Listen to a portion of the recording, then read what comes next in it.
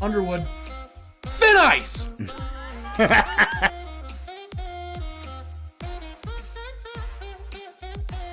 To smoke some weed and shut up. My God. Oh, I thought for sure. There it is. Boom! Yes!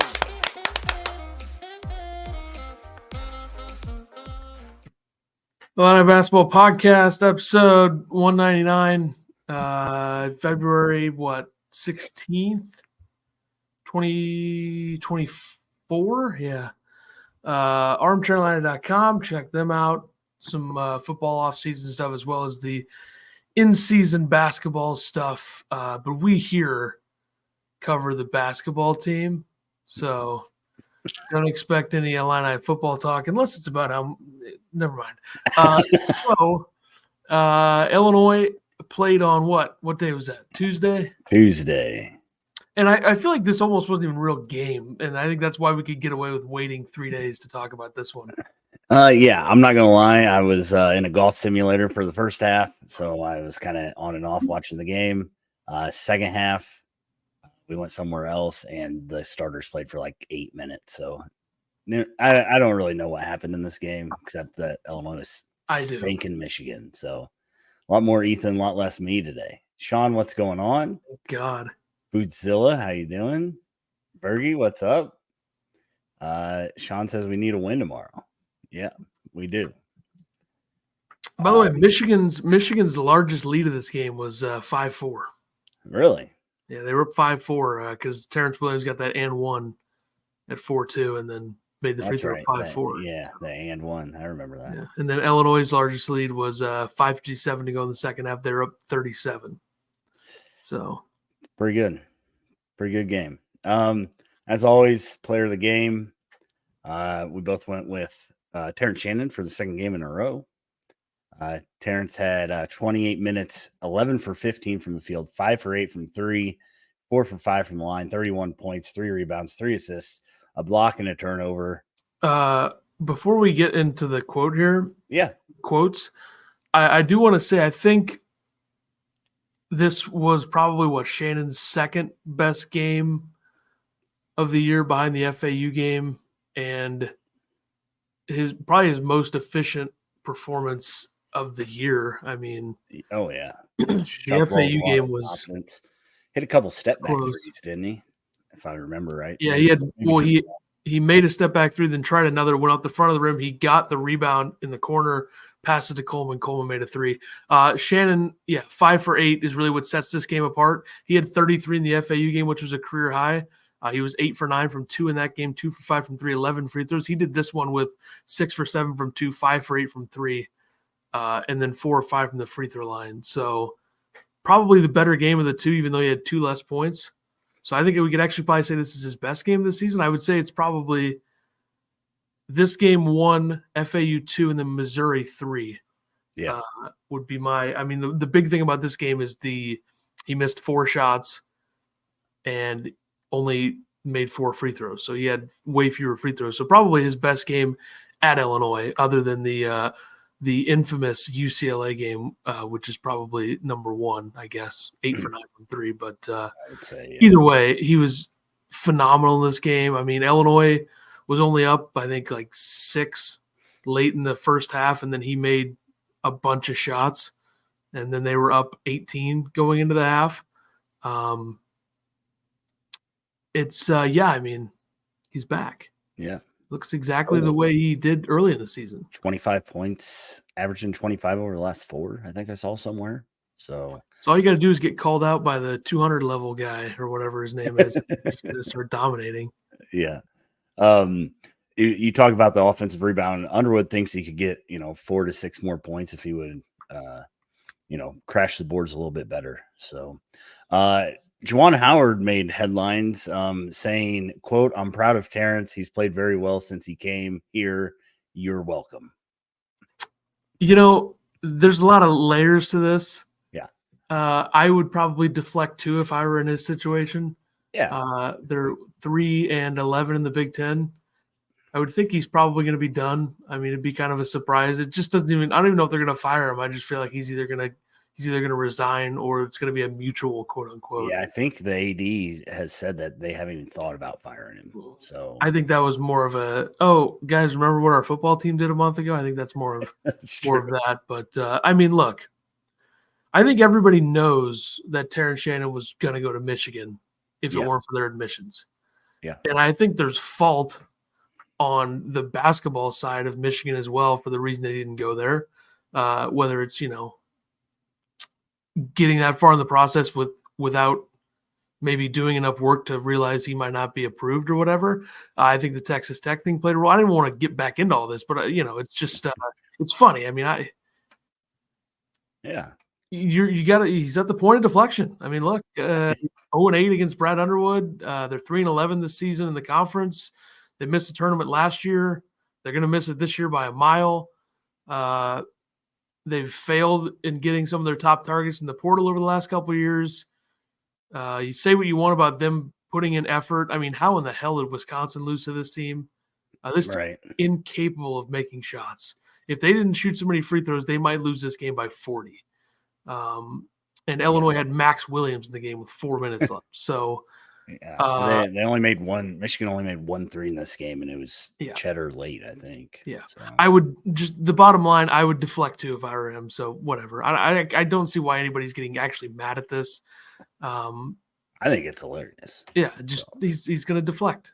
Why not? I mean, you just lost by 29. You're probably done. There you go. Bring up the Shannon to Michigan thing, which we all knew was going to happen, but it didn't happen. So what do you want us to do about it? Nothing, Juwan. Probably back-to-back games where Shannon would have had a podium game.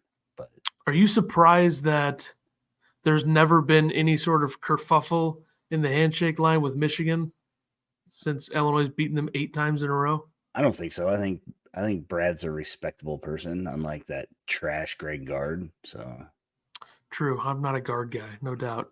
I'm trying to think of coaches in the Big Ten who never have like a dust up or like never any awkwardness. I mean, I guess everybody does to some level, but I don't know. I feel like if it was ever going to happen with Brad, it probably would have been that Northwestern game this year with Ty Berry. Yeah. But it's interesting. Remember Turgeon and Juwan had something too, the Big Ten tournament. Yeah. I would say the least likely coach in the Big Ten to have one of those is probably Fred Hoiberg. So, I mean, Michigan should have fired Juwan after the Wisconsin thing. Anyway, it would have been a lot easier. Let's see. Warner, what's going on? Thanks for bumping the views on Twitter. We appreciate you. Happy Hermit says, now we need to spank the Terps. Jeffrey said even had some pull-up jumpers, which was nice to see. Which was nice from what I've seen. I don't know what he said. Crypto, what's going on? Hermit, considering the competition, the FAU game was better than this game, in his opinion. He also said we've lost guys to admissions too. Wyatt, what's going on? Illini got to beat Maryland. Terps are good against Underwood. Yeah, we'll get to them after we get through 9,000 quotes from Brad Underwood. Embrats, it was almost like TJ was playing like he had got good news about the case, but he had more amazing games early on. I don't know about that, but maybe. TSJ needs to go off against Maryland. Jeffrey says Brad's pressure today sounds like he's going to leave Coleman on an island against the team Terps. Also looked like we were passing the ball fast last game, keeping them on their heels. Ball movement was really good this game. Cutting seemed to be better. Brad said, though, that it all has to do with defense. He said, quote, everything starts on the defensive side. Speaking of Shannon, I took him out in the first half because he stood up and got back screen. He wasn't ready to play. Get out if you're not going to come ready to play all the time. I'm not going to play you. So, and he also said, quote, when he starts shooting threes like that, he can when he starts shooting the three, like he can shoot the three, he becomes really hard to guard. Yeah, you had a dream about Tanner Shannon? That's it was very weird. I mean, I didn't even know what was going on. It was just like he broke his entire body. He's out for the season. I was like, oh shit, he's out for the season. So I was looking on Twitter and I was like, oh, this is when I was awake. I was looking on Twitter like, is this actually real? I don't know. I was thinking too much about the team, just concerned about the team. I want to get to the Sweet 16, and Shannon needs to be there for that to happen, obviously. Yeah. But I will say, shout out to you for not calling out like Jeffrey's 300 mistakes in that comment. Like that's, I mean, you can let some stuff slide, but Jesus, that was like a lot. It was something. Yeah. I just do? come to expect it from Jeffrey, though. I think he does that just to, throw me off. I'm not good at reading anyways. Calm down. Yeah. Underwood also said, quote, I didn't know Terrence had 31 until post game. We guarded the basketball like we did earlier, and we got connected that way. He talked about how, offense is fleeting, and when learn how to type, Jeffrey. Learn how to type. Eric, what's going on? Go Illini. We eat Maryland for once. Come on. Sean says, I have a final score. Illinois 74, Maryland 71. All right. Not just a final score, the final score. The final score. Yeah. Rest of the guys played basketball also besides Terrence Shannon. Hawkins, 29 minutes, 6 of 10. He was 3 of 6 from 3, 2 for 2 from the line, 17 points, 5 rebounds, 5 assists, 2 blocks, 1 turnover. He made a comment that he would have had 12 turnovers or 12 assists if he was playing the NBA. So got that. I thought from what I saw, he was really good in the middle of the zone. Michigan threw a little 2-3 at him, and Coleman was, passing it out, doing good things inside. He's had 17 assists over the last 3 games. So that's pretty good. He had like 0 in the 2 games before the last 3. That's true. I was gonna put that in there until I saw that 17 assists. Yeah. Coleman on how they won the game. He said, Coach writes to defend, rebound, run on the boards. That's what we did. They got Shannon out in transition a lot this game, and that definitely helped. Michigan sucks though, so they do. He has the best he's ever been from the 3-point line and the free throw line. Yeah, let's look at the numbers. By far, it says. Let's give it a look here. Yeah. Last season, it's not scrolling over. I can't even see it now. Okay, I'm going to move it over to this screen. All right, we're over here. Last season from 3, he was 37 for 132, which is 28%. He was 29.2% on 65 attempts the year before, so that's 19. This year he's 39 for 101, 38.6%. Team leader right now in threes, I believe. So in 3-point percentage, that is. So he's shot 31 less than last season, 31 fewer. Sorry, grammatical error there by me. I corrected myself, unlike some. 31 fewer threes, and he's made 2 more than last year. So that's good. Then you look at the numbers from 2, he hasn't been quite as good. He's 58.5% from 2 last year, 50% this year, whatever. When you're shooting that much better from 3, I think you can get away with not being as good from 2. 81.5% from the free throw line. He's 44 for 54. Max Homa approach on 18 here real quick. Hang on. Ooh, that's a beauty. That's like an inch away. Jesus, what a shot. Anyway, sorry. It's going to be really weird for the people listening. He was 43 of 70 last year. He missed 27 of 70 last year. He's missed 10 of 54 this year. That was 61.4%. He's just become a more efficient player. And I think it says a lot about, how good Shannon is when he's playing. Yeah. And I think Damask also took some pressure off of him when Shannon was not playing. So I think that plays a role into how efficient. Coleman has been incredible this season. Exactly what I think we wanted to see from him from an efficiency standpoint. I mean, you look at his 2 games. I know Michigan stinks, but whatever. You still got to, play and win. Still got to play the games. Yep. He had 21, 10, and 4 with a block and 6 steals in the first game. Then in this game, he plays less than 30 minutes because they dominated. He goes 17, 5, and 5 with 2 blocks. Only at 1 turnover. So that works. It works. Yeah. He's definitely been playing his best basketball, especially as of late. And yeah, Damask being there, he can be more of a facilitator than a scorer. Really didn't. I don't want to say he didn't have that opportunity last year, but you had a lot of guys that played a lot of ISO ball, and ended up being the downfall of the team last year. So Rogers, 26 minutes, 2 for 5, 2 for 2 from the line, 2 rebounds, 3 assists, 1 steal, 2 turnovers by Rogers. I don't know those turnovers. If you do, let me know if they were dribbling or just whatever. Ant Wright posted on Twitter that he needs to clean up the free throws. I think he got warned about it a couple games ago, but he clearly is stepping over the line on every free throw. Eventually it's going to get called, I think, which isn't great, but hopefully not in the NCAA tournament, which is probably when it will happen. Yeah, exactly. Eric said he meant beat Maryland, not eat Maryland. So I thought he was having turtle soup. Hinkle says the dumbest take in the Illinois basketball stratosphere is that we struggle against a program instead of a coach or players.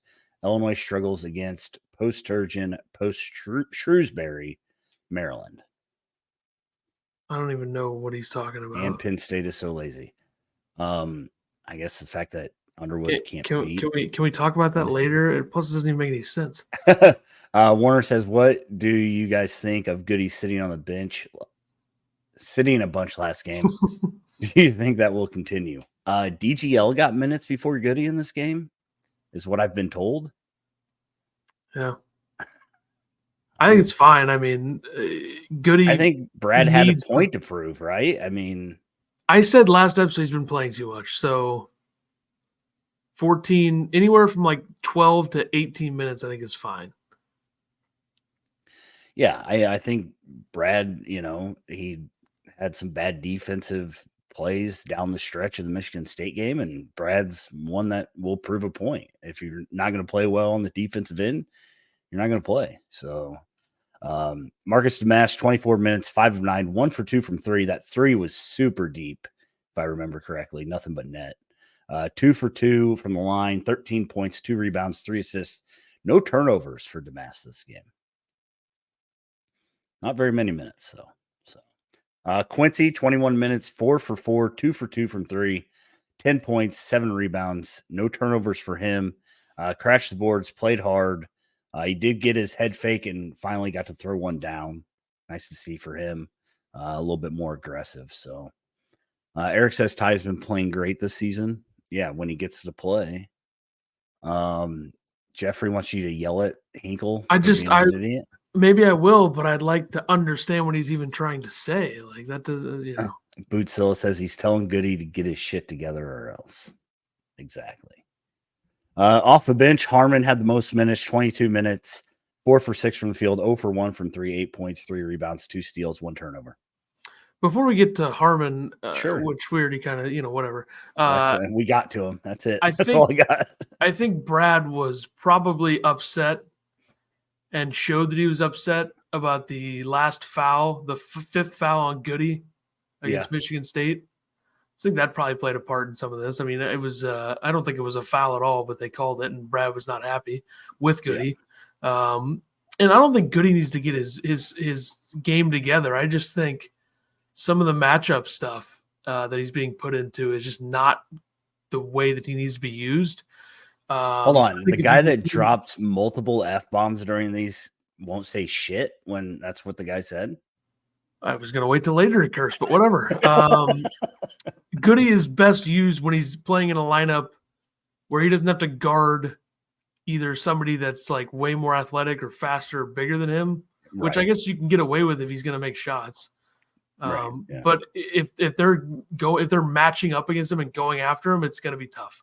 And I think the same can be said about, Damask too, because I don't think Goody is like a bad defender. I think in the right spot, he's a fine defender and a good rebounder. I don't think Goody's playing that poorly. I mean, he's shooting 38.3% from 3, which is exactly within the range that we want him to shoot. I would say we want him, anywhere from 37 to 42, 38.3. It's going down a little bit, but 3 for 8 in the last 2 games is not bad. Yeah. The Nebraska game was really the peak where he's like, okay, he went 0 for 6. You said he was a bad shooter. He had 8 rebounds in that game. So you just got to find a good balance, and that's probably why he shouldn't be playing more than 18 minutes a game. Yeah, I agree. And that's where you need to just use time more, which they did, 26 minutes. Yep. Brad figured it out. He watched the tape. I mean, a lineup with Harmon and Goody makes no sense to me. I agree. And they've been doing it a lot. Yeah. Goody, 14 minutes, 1 for 3 from 3, 3 points, 4 rebounds, 2 assists, and a turnover. Jeffrey says, I can't help when my friggin' phone changes friggin' words. How did it not change the word friggin' is what I want to know. I don't know what it would change it to, Sean says, could Damask win new Big Ten Player of the Year? Is that an award? I'd probably say Newcomer. AJ Storr has that. Yeah, probably, which is unfortunate because I feel like, he could be in the running, but it's probably Storr, Damask, Lance Jones. There's got to be a couple others that I'm missing. Hang on. Go ahead, pull them up on the computer. No, I am scrolling through the conference. I'm just looking at the teams. Who am I missing? Jeremiah Williams is not going to play enough. Right. Our former guy. Rink Mast. Doesn't Minnesota's got to have somebody, right? Maybe not. Just kind of freshman. I don't think so. Jameson Battle is not a newcomer. Does that count? It could. He did not say Rink Mast. No, I said it when you said it, Crypto. I don't know. Maybe, probably not though. I mean, he's averaging like 20 plus per game in conference, I think, or close to it. Yeah. Storr also plays on a lowly Wisconsin team. Where maybe, but IU sucks. True. He's also missed multiple games. Yeah. Danger got more than 10 minutes, so Jeffrey should be happy. 13 minutes, 2 for 4, 4 points, 6 rebounds, a turnover. Yeah. Solid. Yeah. DGL 12 minutes. These numbers kind of shocked me, but again, I wasn't really paying attention that much. 1 for 8 from the field, 0 for 3 from 3, 1 for 2 from the line, 3 points, 2 rebounds, 1 assist. Not bad. He was putting it up.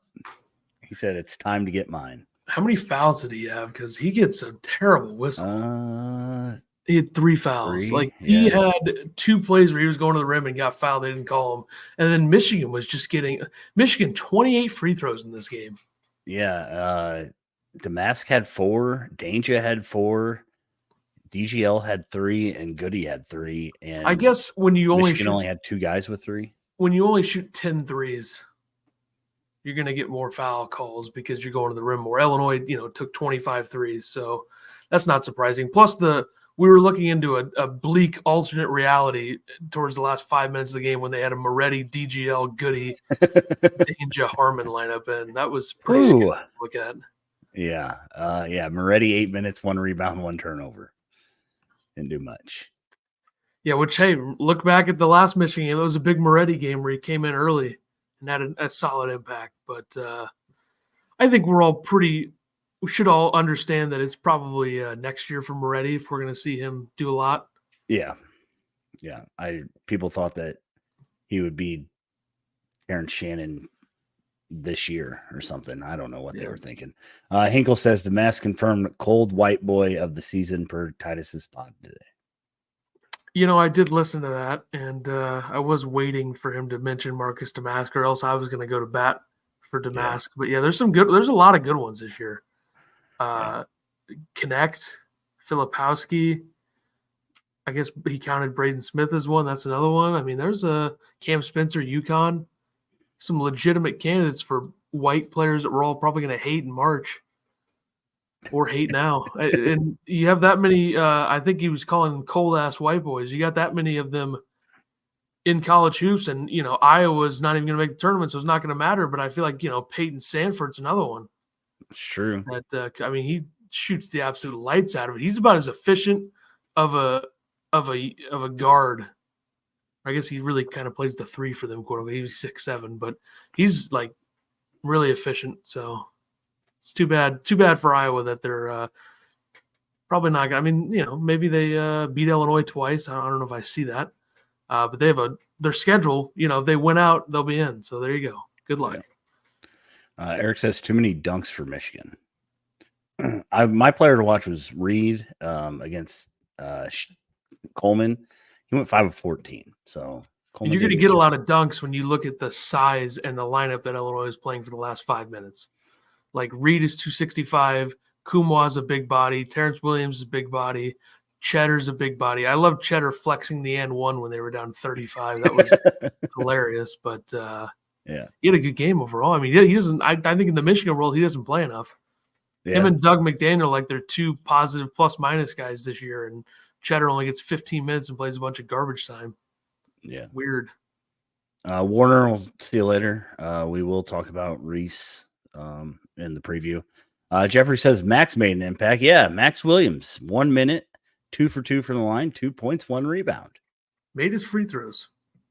A lot better than that Kuchar guy that is hurt or whatever. Yeah. What's wrong with him? He hasn't played. I mean, yeah. I don't know. All right. Other notes and quotes. Illinois out-rebounded Michigan 38-29. They had 17 assists on 36 made baskets, 12 of 25 from 3, 48%. 13 of 15 from the line for 87%. Underwood said once again he would wish they would shoot more threes. So, and he said that they had a huge emphasis on defending the three against Michigan. He said, quote, "We felt that was the only way they could beat us. I was petrified of the threes." Again, went 1 for 2, 1 for 10. I mean, they do shoot 36.3% as a team, 60th in the country. Yeah. So that is a good game plan to try to stop that. So Indiana had no threes. Michigan had 1 3 against Illinois. Yeah, and the weird thing is that Michigan, is actually good from 3, and Indiana is not. So they should have been more worried about it with Michigan, which is good that they were. Yeah. 8 turnovers. I don't know if that was the lowest of the year or not. No. They have like 3. We went over this like 3 episodes ago. They have like because I asked about 9 though. They've had like not 8. 6. They had a couple games with 6. I know for a fact. Bergie says Kuchar's redshirting. I don't know where. Great. Underwood, I got some quotes here. I'm not going to say them all, but here we go. He said, quote, "Different focus tonight. I spent 2 days just trying to reconnect this team as to what we do on the defensive side and how we go about that, and having a little emphasis on that. And it's amazing how offense becomes easier when you don't worry about it. The last 2 days, we didn't work 1 second on offense. The only thing on that side today was loose balls that we didn't come up with. That didn't impact the game, but it could in March." So Brad spent 2 days on defense. And that's probably why Goody was not the first guy off the bench. 6 against Michigan in the first game. 6? Okay. Yeah. He said of what the defense was doing, quote, "We got really comfortable funneling them to Coleman and taking the easy way out by calling a switch. We basically eliminated that tonight. It's what we did early and got us to 7th in the country, get back to being mean and nasty." So 5-way switch might be gone forever. Also 6 against Ohio State. By the way, Illinois' turnover percentage on offense this year is 15.5, which is 70th in the country, 18.4 last year, 207th. So they've made a big improvement in that department, probably because undersized Epps is gone and Meyer is gone. And Sky Clark barely played, so who cares? And then trash RJ Melendez is gone. RJ's a good player, fine player, but no need. Yeah. He talked about how they are number 5 in the country in offense and probably moved up. So for the haters of Brad's offense out there, that's something. Well, I mean, everybody in this chat wants to complain about the offense. 122.1 efficiency. 6th right now. OER this game or whatever. Yeah, I mean, they do nothing but score, and this is the best offense Illinois has had in the Brad Underwood era in terms of efficiency by far. Like it's plus 4.1 efficiency ahead of 2021 right now, and somehow we still find a way to complain about it. Like I don't get it. I don't care what people think that Illinois should be doing offensively philosophically. The bottom line is that they score a lot of points. And when they move the ball like they did in this game, they're going to put up 97. There are some games where they don't move the ball as well, and they still put up 75 plus. And I know that offense in today's game is different. I feel like this is maybe the best offensive season we've seen in college basketball from a volume perspective, maybe ever. You look at some of the offenses right now, like let's look back at this year. Okay, Alabama's the number one efficiency offense in the country, 126.5. And you look at 1999, Duke was a complete outlier at 127.7 as the number one offense. Complete outlier, because the second best offense in 99 was 119.1. A 119.1 offense right now would be 12th in the country, which is Gonzaga. So there's a lot better offense, and it probably says a lot about how there's a little less defense, which is just the way basketball is these days. And the least of my concerns with Illinois and this Illinois team is offense. Yeah, by far. Phillips has one of the best offenses in the country, and we still miss a bunch of layups. But they're also 51 point better. They're 54.1% inside the 2-point or inside the 3-point line, which is 46. So yeah, that seems to correlate some to the layups. I mean, they do have some mid-range guys. I mean, you look, Shannon has made a few. Damask is a guy that does that, but yeah. I don't think as a whole they miss a lot of layups for the season. I think in some of their bad offensive games or bad losses, they've missed a lot, like the Maryland game. Yeah. And I feel like Purdue, they were missing a lot early, which is why they're down 17-4. Yeah. You didn't think Michigan would score, or you thought Michigan would score over 70 this game. I'm glad that I proved you wrong. Well, I know they can shoot the 3 ball, so I thought they got close because of the free throws, but yeah. Underwood said, quote, "There are two things that happen when you lose. You either learn from it or you accept it. We have a great locker room, and we aren't going to accept that. Really smart group, a cerebral group." And one more, he said, quote, "I rely so little on offense because it is fleeting. Is it something I worry about? Most of the time, I just want them to keep shooting and shoot more of them. When we were taking good shots, the right shots, I'm all in because we're really good. Because really good shots are hard to find." Holy cow. All right. Struggling. That was a show. Steve's got the right attitude here. Every time Illinois puts up these offensive numbers, they have gone to the finale four, technically. I mean, they showed the graphic during the game of Illinois' best offenses in points per game ever, and it was, the 89 team and the 05 team, and then I think there was another one, maybe 86. I don't know. I'm not old enough for that. But I mean, 04, 05. When you're talking about 99, I'm like, whoa, buddy. I'm getting a little. I was just looking back at the numbers. Back there. I was born in the 90s. Not a lot of people remember that. So, yeah, you look at the 05 team, they were scoring a ton of points, and they were, 39.2 from 3, 54.2 from the 2, second in turnover percentage. They didn't turn the ball over. They were third in efficiency, 122.3. Yeah, this year's team's 122.1. Yeah, 83, 84. There you go. I was going to say I was right on the money pretty much. Just good offense is what wins in the tournament. Like, you can't muck it up and turn games into rock fights and expect to go far. Literally just look at Tennessee under Rick Barnes, and you'll see that hasn't worked because they've had a lot of good teams. Yeah. And they had that one year where they got to the Sweet 16, 2019, lost to Purdue. That was a really good team. And that was a team that was a high-efficiency offense, and they got to the Sweet 16. So the only time it's ever worked for them in terms of being like a really, really good defensive team and not being great offensively was 2023 last year when they lost in the Sweet 16 to FAU. They beat Duke in the second round. And another example of that is probably Virginia. Virginia is the ultimate, like, we are not going to be great offensively, but we're going to be really good defensively. Look at their best offensive year under Tony Bennett. 123.4 efficiency, 2019, they won it all. 120.6 in 2016, got to the Elite Eight. So I think the better you are offensively and the more shots you make, the better chance you have to make a deep run. And I think Illinois fans probably should know that better than almost anybody over the last few years, just because there are a number of reasons why they haven't been able to get it done.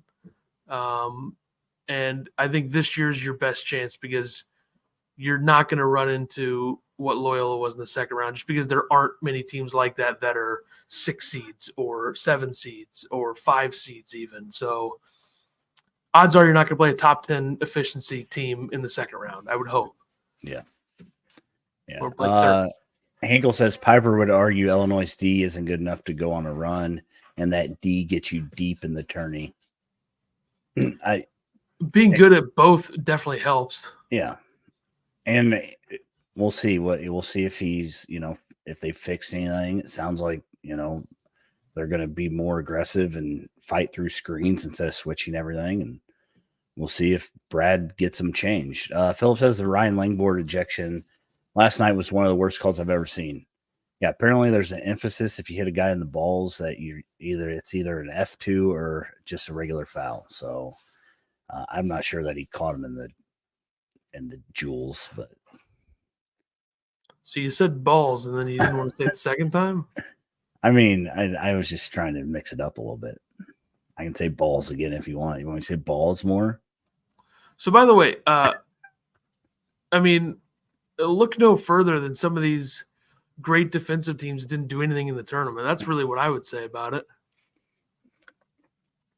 I think you just need to be a good basketball team and get the right matchups. You got to play, well. You got to play your best basketball for 6 games, 7 games. And it's not like they're, an unfixable offense or defense, I should say. Yeah. They're 40th in efficiency. It's not great. They should be better, but there are other teams that people would put on the same level as Illinois, and it's like, okay, they're like the same thing. They're not great on one side, but they're really good in the other. And Illinois being 6th in offense and 40th in defense is fine. I think they have the makeup of a team that can get better defensively because they're not undersized at the guard position like they were in 2022. They have Ty Rodgers and Terrence Shannon. They have Coleman Hawkins in year 4, which is a big difference from Coleman Hawkins in year 2. Yeah. They don't have to play one style of defense because of Covey, which is why Dane's not playing. But they'll be fine. I'm not worried about it. Sean wants to know if we're having a watch party tomorrow.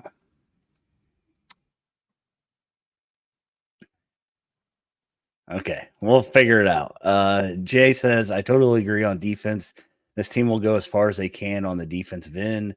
This leads to transition buckets, which this team strives on, especially with Shannon.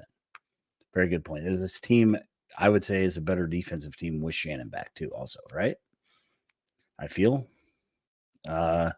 Wesley says, is Northwestern screwed the rest of the year without Barry? Boo is great, but he's going to have to carry them the rest of the way.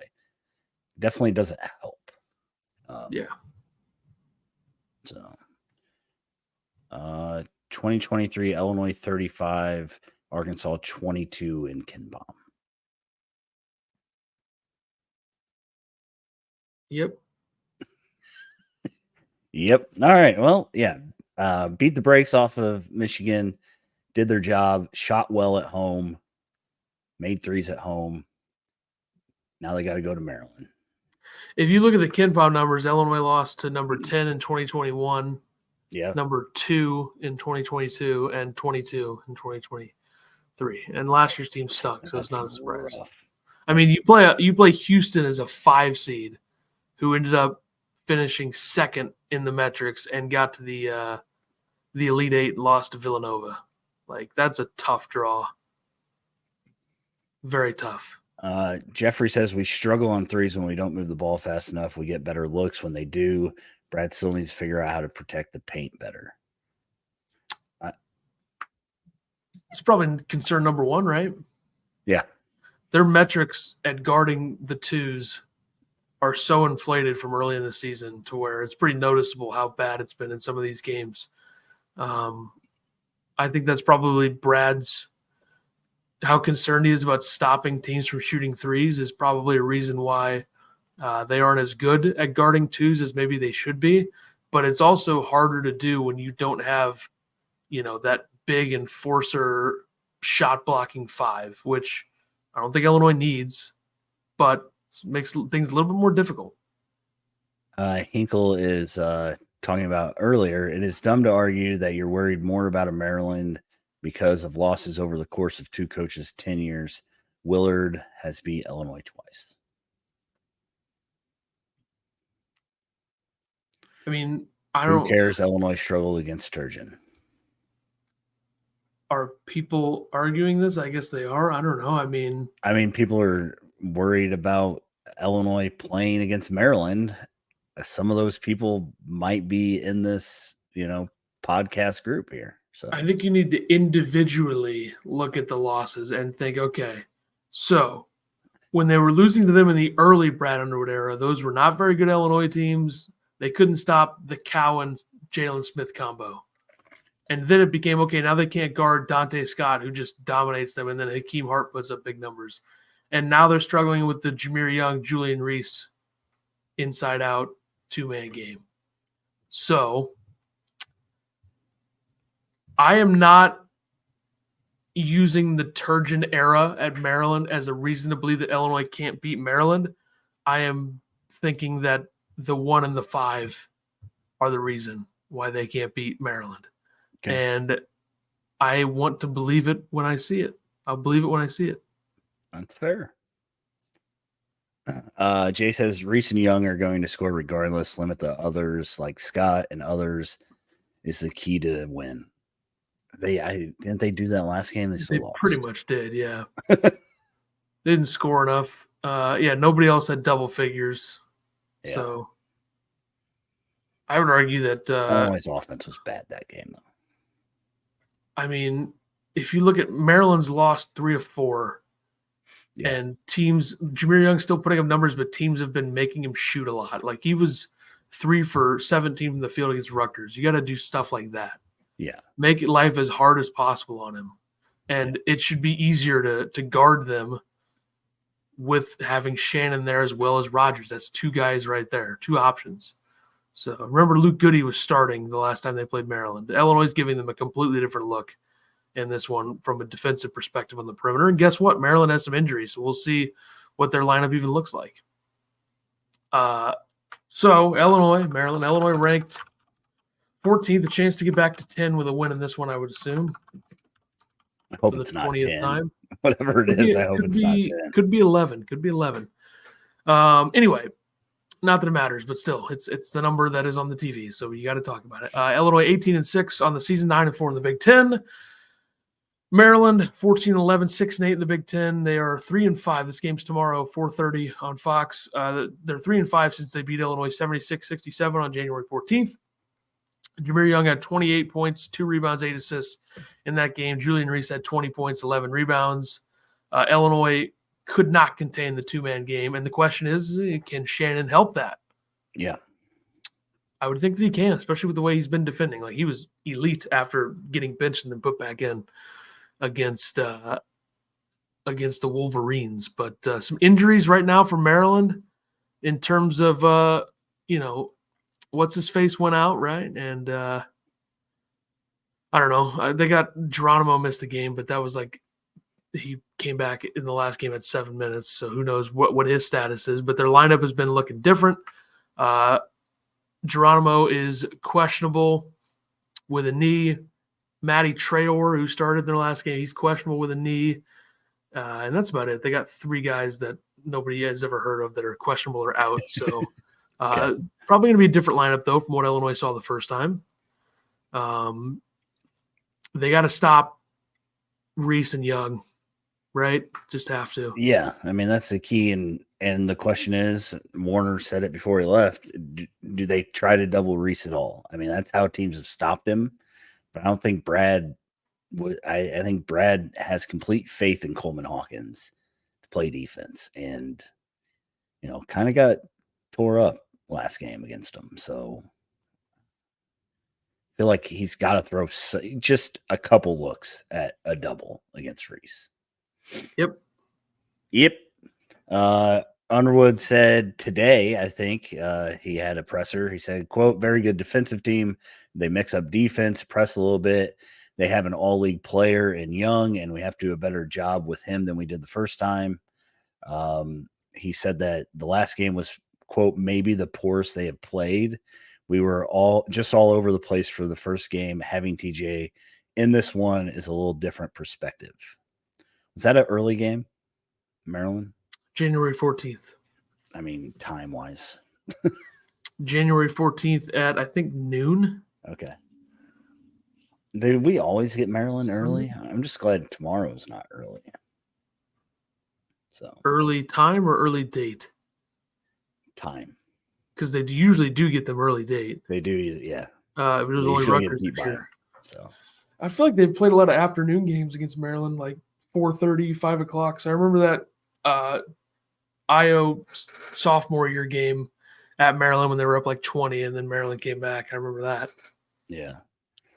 Hinkle says Illinois being 2.5-point favorite tells me a lot of better ball knowers than me think Illinois is going to struggle tomorrow.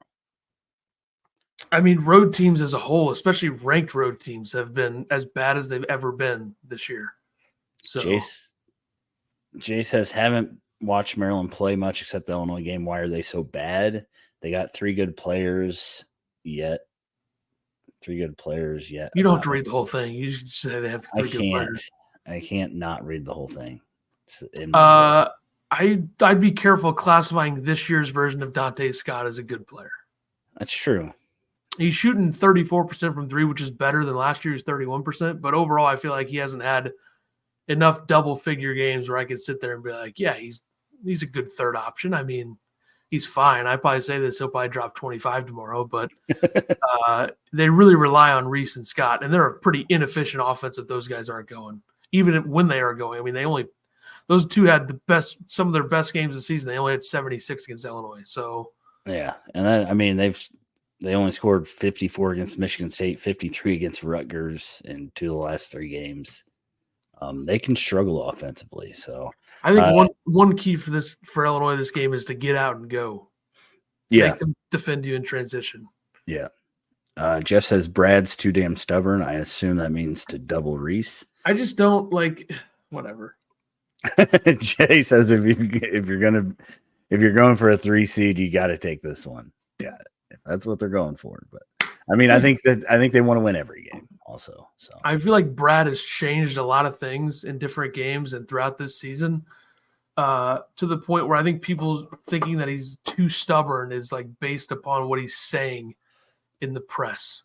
Because he goes after the Michigan State game and talks about the Goody Rogers thing, and nobody thought it made any sense. But then the next game, what does he do?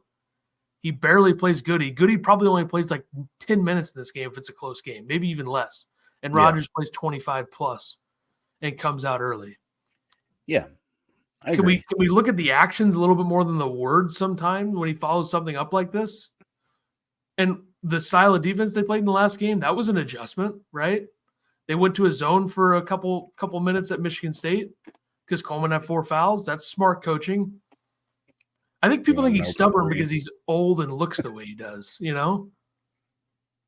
I don't know. An angry-looking guy. I just think Jeffrey's looking for something to complain about, despite the fact this team has done nothing but go 9-4 in the Big Ten, which is a pretty good record for how many different teams are losing at weird times this season.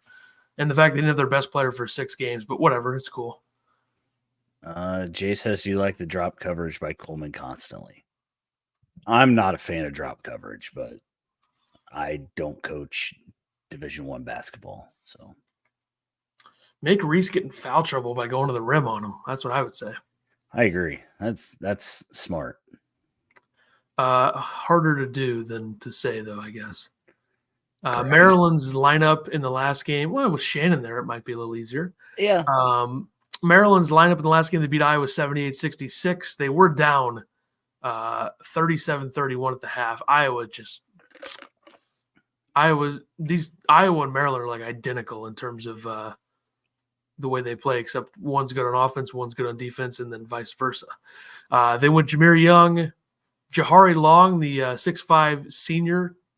Second year, he was a 2-year Seton Hall player under Willard. They got Dante Scott, we're familiar with. They got Julian Reese, and they started Matty Traore in the last game. He's questionable, like I said. Last 2 games, he played 20 against Ohio State, 10 against Iowa, 8 points, 5 boards against Ohio State, 2 points and a rebound with a block and a steal against Iowa. Like I said, questionable with the knee injury. Played at New Mexico State last year. I believe he's a pretty highly touted recruit in terms of, like, he might have been a 3-star. I don't remember, though. But that's just me saying I feel like I've seen that name before. So let me just fact check myself here on the fly. He was a 3-star, 39th rated center as a prospect. So, I mean, it's not great, but it's good. He's from Maryland, so came back home to play here. We'll see if he starts. If he doesn't start, then I would assume you see if Geronimo's back, he could start, or they could go with Deshaun Harris-Smith, who had 17 points and 6 rebounds, 3 assists in their last game. So, who's from Maryland? it says Traore played at Cumberland, Maryland, Okay. but he's from France. Okay, I was like, what? You were trying to gotch me there. I know what you're trying to do. You're dang right, I was. Ken Palm, adjusted offense, Illinois 6th, Maryland 182nd. Adjusted defense, Illinois 40th, Maryland 5th. Illinois shoots at 34.6% from 3, 138th in the country, and then Maryland shoots at 28.9% from 3, 340th. And I will also say this, Illinois shot it well at home. Big news. They were shooting it well at home, making 12 threes. Last couple games, they've been 23 threes in the last 2 games. So they've responded after the 9 for 34 against Nebraska. Brad said the media is making up that they can't shoot at home. So I think they weren't as efficient at home. Yeah. They could shoot at home. The Northwestern game, they scored 96. Right. No, but obviously the road splits were much better. So shoot it well. Play like you did against Michigan State. You win this game tomorrow. So players to watch. I went with Coleman last game. I'm going to go with him again. And Julian Reese. That matchup, I think, is the most important for Illinois right now. Do they double again? I don't know. I don't think Brad does. He might do it a few times down the court. We'll see.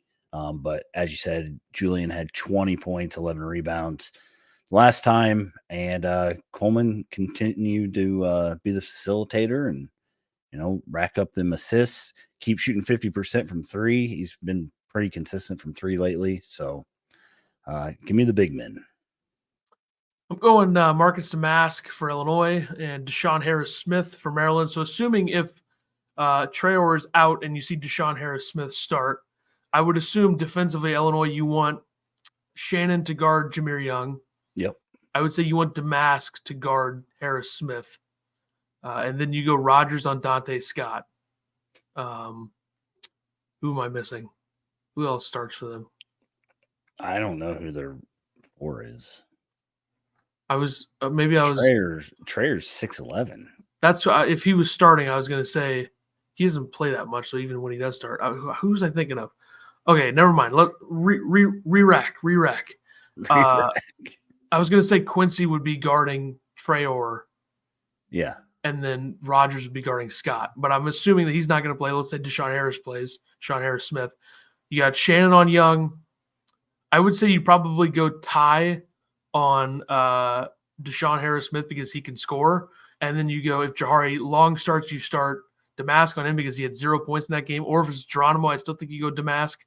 Then you go Guerrier on Scott and Hawkins on Reese, and then you can switch up your coverages however you feel like it. But either way, I think Illinois will put together a bit of a better defensive performance overall in this game, as they should. Maybe they won't switch on defense. Maybe, the way Brad was speaking. The way Brad talked, they're trying to get away from it. You try to fight through screens. Which I think is for the best. Yeah. You can't let Maryland, pick who's going to guard who. You can't have, random guys on Young. You can't have Goody guarding Dante Scott in the post. My thoughts. AO says Illinois numbers are going to be super inflated by the end of the season. The Big Ten is horrible. Purdue and Illinois are the only good teams. Everyone else is bubble team or worse. He also says we should win out all games except probably Purdue 50-50 to win that one. We should. Should and won't. Should, won't. They're 2 different things. Predictions. I think just looking at it on the surface, it's pretty hard to go 6-1 at any point in college basketball these days. So yeah, there you go. Predictions. I'm going to take Illinois in this one. They played really good basketball. I know it was Michigan. Offense was clicking. We have Shannon back. Me, Illinois 75, Maryland 68. I've done nothing but talk this team up the entire episode. Yeah. But I'll go Maryland 72-71. I don't know. I'm not doing a watch party tomorrow. I'll tell you that. Okay. We'll see everybody Wednesday for one of those Penn State game. I feel like we do one Penn State game every year, and it either goes horribly or it goes well. And last year it was horribly because we did a playback stream for the Big Ten tournament for Penn State. But you know, I would switch my pick, but I'm not one to do that. So last time I picked them to lose, Ohio State, they won. So That's true. and I picked them to beat Purdue, which you didn't. So Philip says Illinois 84, Maryland 65. That is a big gap there. He also says Maryland is 75 in the net. Beat Maryland, Illinois gets a quad 1 win and a quad 3 loss, assuming Maryland goes down in the net. Interesting. Jeffrey says you're worried about the paint, huh? I would say I'm more so worried about Maryland deciding to somehow make shots when they usually don't make shots, like guys outside of Young and Reese. Like if Geronimo plays, makes a few threes, or Deshaun Harris-Smith makes a few shots, it's just like it can be really annoying when ever since Illinois lost to Maryland, it's just nothing but them being terrible offensively in every game except for the Nebraska game, and I guess Iowa, they were good. Other than that, like 69, 59, 54, 53, 75, and double overtime. So Yeah. offensively, they stink. They're also terrible in the paint, too. Like they're 251st in twos, which is not just the paint. But by the way, folks, you guys are all going to be bitching on Twitter when Illinois puts up 43s in this game. I'm just saying.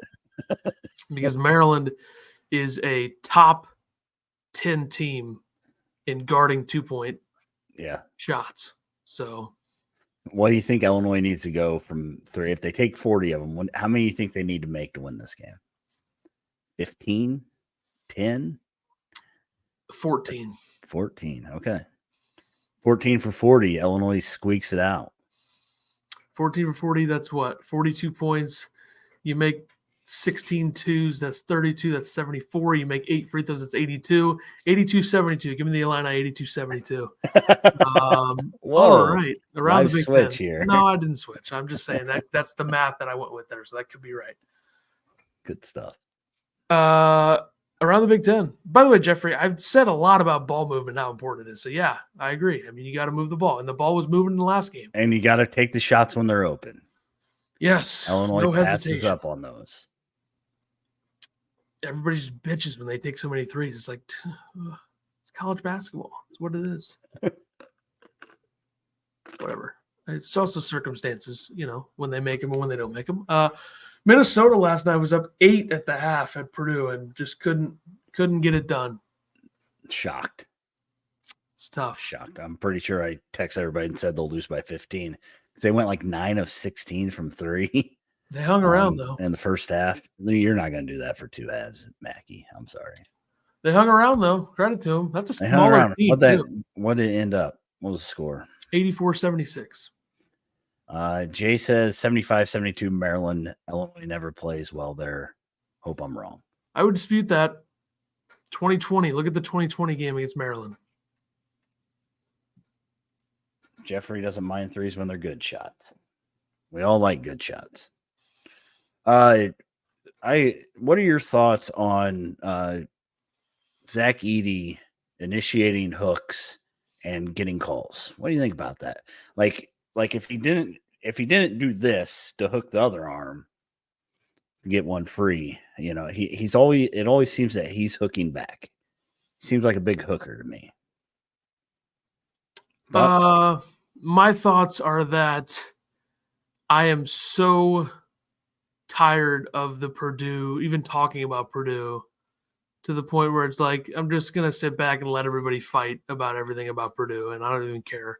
Okay. And they're 23-2, and yeah, I don't really like watching them. So I like watching them when they got TKR at the 5, and they got Gillis at the 4, and then they have Jones, Smith, and Lawyer. That's the version. That's next year's team that I like watching, as opposed to the 300-pound goon assaulting players left and right. Philip says people forget that I had a viral tweet calling for Edey to be suspended for the rest of the season. Okay, people forget about that and or arrested. I think. Let me actually pull that up for the folks. All right. Philip says, I figure Purdue gets beat once before Illinois gets to them. Who do you think is most likely? Ohio State to get Purdue. Really? I said it on the other show. That's happening.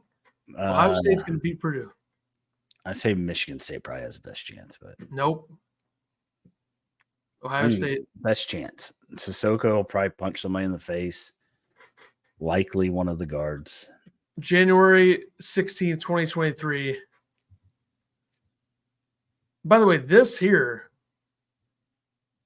I mean, it's a wild play. But I said assault, Edie should be suspended for the remainder of the season. And then just Purdue fans, come on. I mean, I had people calling me like a Tigers fan. Like, oh, you got Tigers baseball root for next. I'm not a Michigan State fan. He also tried to kill your boy, Matthew Meyer. Bruised his tailbone. True. Very true. I mean, what are we doing here? He also walked over a guy last night. No tee. True. That was interesting. Yeah.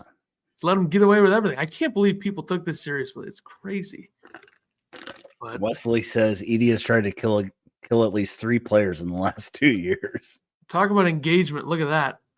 755.4K views. Woo, getting it done. They didn't even call a hook and hold on that either. I don't even know what that play was. That was a weird play. It was when he flipped Sissoko over his hip, but right? Like, it was but the problem with the Regular hook and hold foul. is like I don't even know what the hell it is. Yeah. Like if Ty Rodgers gets called for a hook and hold at That's Tennessee, what even is the rule? I don't understand it. And then Ty got completely hooked and held by somebody in another game. They reviewed it and didn't call it. I just don't. Whatever. I don't get it. Common foul. Common foul for Zach Edey. The golden boy. Anyways, what else is going on in the Big Ten? I feel like we're doing a disservice to Purdue, though, by just complaining about Edey constantly and not looking at the fact that they're like completely dominating this season. Sean says West Lafayette, Indiana is nice, and the students are crazy. What do you think of West Lafayette? I thought you said it was trash. I mean, it's kind of like Springfield with a big college campus. Okay, so trash. Yeah, Springfield's trash as trash gets. Definitely a bottom 5 capital in the United States. I mean, it's not even a question in my mind. I mean, am I wrong? I mean, it sucks. Yeah, can't even keep steakhouses open around here.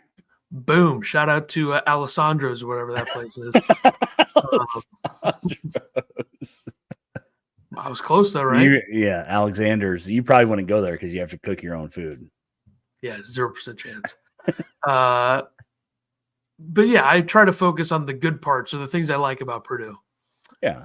And I'm so tired of the Edey discussion towards like whatever. What are we gonna do? I mean, I don't know. I just feel like it's all I see on the Illini Twitter when I pull it up. So that's the only reason I'm complaining this much about it. But anyway, Chris Holtmann fired at Ohio State. I think we all knew it was coming. I mean, so Holtmann fired. You think they're going to beat Purdue? This is the first game after that makes me even like it even more. It's true. Sure. Is that on tomorrow? Sunday, I think. Sunday, yeah. Did they fire him after the Wisconsin game? That feels right? Or was it before? It might have been right before. Was it after? They've played a game since? They played Tuesday. When did he get fired? Wednesday. Okay, so yeah, this first game, yeah, I like it even more. Ohio State's winning, 100%. After Wisconsin game. I think we all knew this was coming. I think Holtmann, he was fired Wednesday. I'm looking at Purdue's schedule. Never mind. Yeah, what are you doing? I think we all saw this coming. Ohio State was 2-9 since January 6th. They lost to Indiana, and then the wheels really came off. I think we all know Holtmann's a good coach. It just didn't work. He did a good job at Butler, had a few good years at Ohio State. Last 2 years have been bad. Change was needed, I would say. I don't know if I expected them to do it in the season, but this gets them a little bit of a head start on, finding out the direction they want to go. There's a lot of names out there. I think one that makes a lot of sense is going in state and just having Sean Miller move from Xavier, which I said to a Xavier fan, you're going to lose him soon. And they wanted to bookmark the tweet. Like, does Xavier fans seriously think Sean Miller is going to stay there the rest of his career? Like, there's no way. Which, whatever. I wonder, does Dusty May get a call here? Who knows? He's an Indiana guy. So if Indiana opens up, that's logical. Yeah. He was loyal towards not leaving FAU last year. I also say like Greg McDermott's been a name that's been discussed. Creighton, Lamont Paris at South Carolina has been discussed a little bit. Nate Oates is a guy that people have listed at Alabama. I would not be surprised if Michigan took a look at Nate Oates if Juwan Howard is gone. But Nate Oates has a lot of resources at Alabama. But if he wants to get out of the SEC and try his luck in the Big Ten, then we'll see. But I mean, some people have said, hey, maybe they bring back Thad Matta. I don't see that. No shot. He's doing a good job at Butler, though. They're a scrappy club. Musselman at Arkansas is another name that's out there. I think people at Arkansas are pretty upset with how their season has gone, rightfully so. I'll also say this about Arkansas. Like, they've had a ton of tournament success. Say we will about Brad Underwood, he has never had a team spiral like this after a few good seasons. Like, last year's team would have been the one to do it. They still made the tournament and then lost to Arkansas. But Arkansas has just been a mess this season in a number of ways. And then Mick Cronin is another one. UCLA's won 6 in a row. And obviously seems like he'd be a better fit in the Midwest and maybe even in the Big 10 or the Big 12 would be where I see him as a fit, or the Big East. But it's a hefty buyout. So I don't know if they approach that. And I did say before Holtman was ever fired, I said Jay Wright, make him say no. Like, I don't think it's going to happen, but make him say no. Yeah. Just say, hey, how much do you want? That's what you do. You gotta do your job. I know people are like, oh, Jay Wright's never leaving. Yeah, no shit, but you got to do your job. Bootsilla says, heard Sean Miller too. He also said he's never been to Springfield. Forgot it was the capital. That's all you need to know right there. Which other Big Ten jobs open up this year for any reason? Phillip? One moment. Buzz Williams is another one out there, Texas A&M. And then Jake Diebler, who's the interim head coach right now. His brother John Diebler played at Ohio State as well, and is an assistant at Butler right now. So, yeah, maybe Mark Titus as well could be an option for the Buckeyes. But I mean, if you're Ohio State and you're looking realistically, I think McDermott, Paris, Miller, and then probably Cronin and Oates would be the ones that I would look at as possible names for guys that they could try to bring in and turn this thing back around. I mean, this is a program that had a 2 seed a couple years ago. They had a couple other tournament runs before that. They had sustained success under Thad Matta for a long time in the 2000s into the 2010s. A lot of really, really good players that have gone through there, such as Mark Titus, one of the great college basketball players turned podcasters of all time. I think he averaged like 0.2 points per game per season there. Phenomenal player. But yeah, Ohio State was a team that made the tournament every year pretty much from like 06 to 2015 under Matta. They missed it twice or once in that time. So see what they do.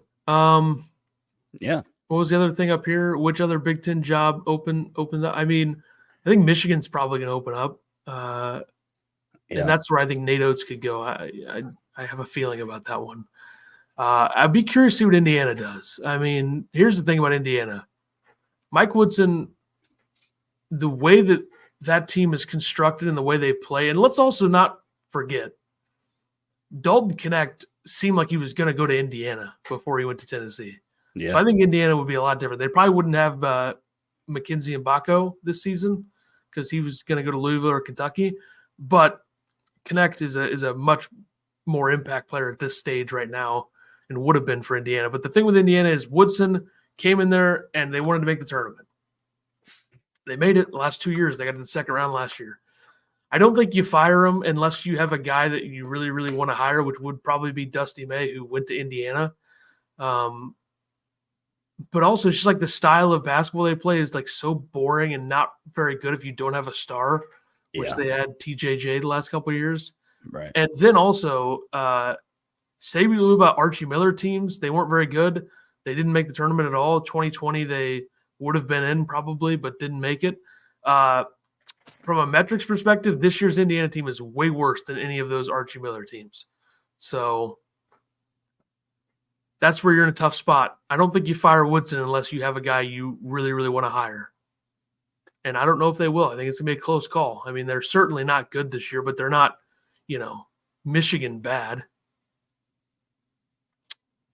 I don't know. What else are people saying? Darian DeVries from Drake. Yeah, maybe. Been there forever, feels like. Nevada head coach would be controversial. Are we talking at Indiana or Ohio State? Alford's at Nevada, and he was at Indiana.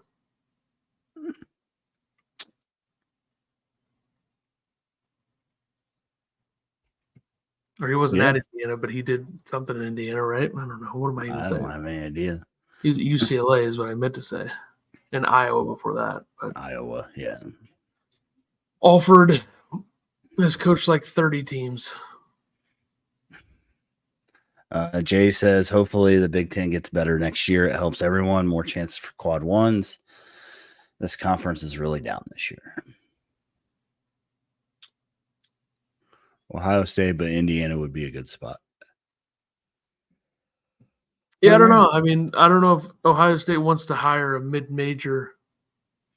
I mean, Mountain West is a really good conference this year. And obviously, Alford had 4 tournament appearances, including 3 Sweet 16s at UCLA and 3 tournament appearances at New Mexico and 3 tournament appearances at Iowa. But I feel like Ohio State's going to want to do something a little bit more splash-like in this year's cycle, because it's a big one. There's a lot of interesting jobs that are going to open up already. So DeVries plays for his dad. He ain't going nowhere. I think Darian DeVries is the coach, and his son plays for the team. Yeah. So they could both go. Yeah, he's a junior. He's got another year. What, do you think they're stuck to Drake? Are you kidding me? All right. Big Ten tomorrow. Anything interesting? Illinois, Maryland? I don't know. Any other games? We got, hold on, please. One moment. Michigan State at Michigan. Slugfest there. That might be it. Penn State at Nebraska. Big one there. And then on Sunday, Wisconsin at Iowa as well tomorrow. Sunday, Purdue at Ohio State. Big win for the Buckeyes incoming. Northwestern at Indiana. Rutgers at Minnesota. And that's it. Marsman says that Robbie Avila is coming to Illinois. Heard it here first on the Illini Basketball Podcast, folks. Avila? It's Avila. Nice try. I don't really care. It was a bad loss for them the other night, losing to Illinois State. Jeez. Jeffrey's going with Kentucky over Auburn as his upset this week. Kentucky. I mean, the problem for Kentucky is that Auburn scored 101 points in the last game against South Carolina, and Kentucky doesn't play any defense. Where's that game at? If it's at Auburn, Kentucky has 0 chance. If it's in Kentucky, Kentucky's lost 3 home games in a row, so you got to think that they'll come out flying. It's at Auburn. Yeah, Kentucky has no chance. I hope you're right, Jeffrey, because I don't like Auburn, but I don't think Kentucky has a chance. Auburn's like the best home team in the country, probably. Bootzilla says Texas Tech over Iowa State. I'm going with Marquette over UConn. And you're going with Ohio State over Purdue? Yeah. But if I had to give one for tomorrow, I had to go that route, I would say